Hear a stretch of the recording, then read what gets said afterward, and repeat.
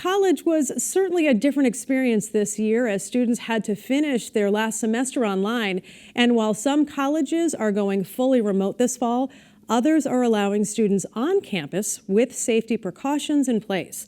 I spoke with Dr. Armando Paez, the chief of the Division of Infectious Disease at Baystate Health, to find out how to keep students safe while on campus.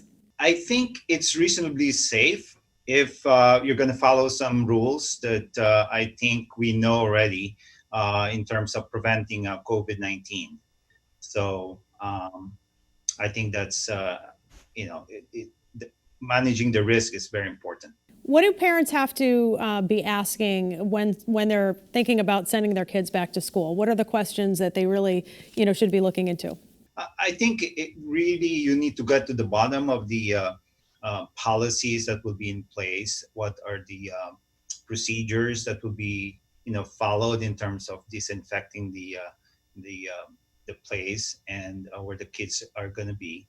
I think those are important information that you need to know, so that you will be able to see for yourself what is going to happen in terms when the kids go back to school. I would assume there are certain areas that have more of a concern, certainly for you and probably for parents. And I would start probably with the dorms. I mean, how do you think that can be worked out? A lot of colleges have limited the number of people who are going to be in the dorms. Many of them have gone to singles. Some have required kids to live off campus. How does that play out? Yeah, so most likely the dormitories will need to be modified in terms of how they are going to house the students. Most likely it's going to be less than the usual capacity. And, following the safety guidelines and preventive measures will also have to be done. And as much as possible, if they can institute some barriers in terms of being able to be away 6 feet from another student is also very important. So, but again, having a roommate, if that cannot be avoided, it's very important that you should consider that as part of a household. So you have to be caring for each other and be on the lookout for each other. Does it help to have kids kind of stay in a certain cohort? Let's say you have kids renting an apartment and there's, 4 guys in an apartment. Is that something that you would say, good idea, not a good idea? I think it is a good idea, just like living in a household, each other very well, the habits. And I think it's probably going to be a team effort in terms of protecting each other. Because if a student who belongs to a certain group, goes out with another group of individuals outside that core group, at least he should be aware that if something happens, if he gets infected, he can carry that to the core group that he has in the dormitory, for example, or in the school.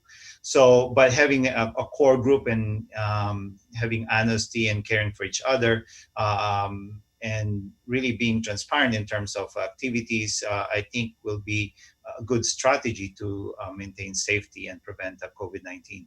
And that certainly speaks to parties. We know, that's part of the college experience, right? Hanging out with friends. And I think, in some respects, I think a lot of college kids and younger kids have sort of been demonized in the sense that, of course, it's a natural inclination that you want to go out and hang out in big groups. But how do you advise kids in the midst of this, if they don't want the college to shut down, they have to modify their behavior?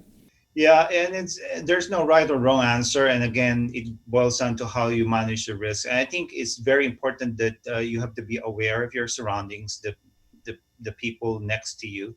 And if you can maintain the 6 feet distance in terms of being in the party, then that is advisable. But again, how will you enjoy the party if you're, it's a different mindset. So, that's something you have to live with, I think, at least in the foreseeable future.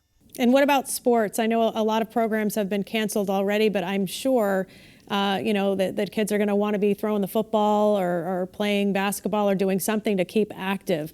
Is it still, safe to do that outside? I would think outside would be a better place to be. Yes, and I think like competitive sports, especially like against another team from another community, poses a health risk, just because it will, especially contact sports, because you just don't know if one individual who's asymptomatic can spread the disease, and there will be a contact from another community. But again, if it's the same cohort that you've been in practice with and you just play together, again, there's probably less chance, less risk, but it's not zero. Uh, so that's something that people have to be aware of.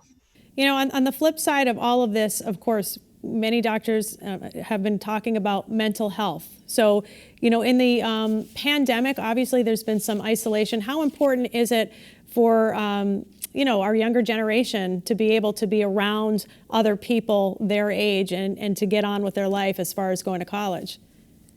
Well, first of all, I think it's very important to have to keep a positive attitude to this. There is an end to this. We just don't know when. As you know, everyone in the scientific and medical communities are um, are really doing their best in order to control the spread of this infection. And I think keeping that mindset is very important. And really espousing the idea that you have to live with this infection, and it's not going to be the same as it was before COVID-19, and hopefully easing us back to where it was before COVID-19, but it's probably going to take a year or two before this happens. And again, physical distancing doesn't mean social, really quote unquote distancing. You can really communicate with other people by other means, including just like what we're doing right now, via the internet, phone. Uh, I think that's very important to maintain that connection with other people. And even when we get the vaccine, do you foresee, the social distancing still being practiced, the masks? Because I know, of course, there's a question on how effective a vaccine will be. Yes. So, well, that is really a positive report that, so far it's most likely going to be effective. But we still need to find out later on, with the phase 3 trials of the vaccine. Again, if we do have the vaccine that's effective, how many people will be willing to get vaccinated? And that's very important to maintain that a group of people who are vaccinated and immune. And I assume that it's not going to be 100%. And so I think there will be a combination of, again, masking, physical distancing, as well as vaccination that will hopefully control the spread of the infection.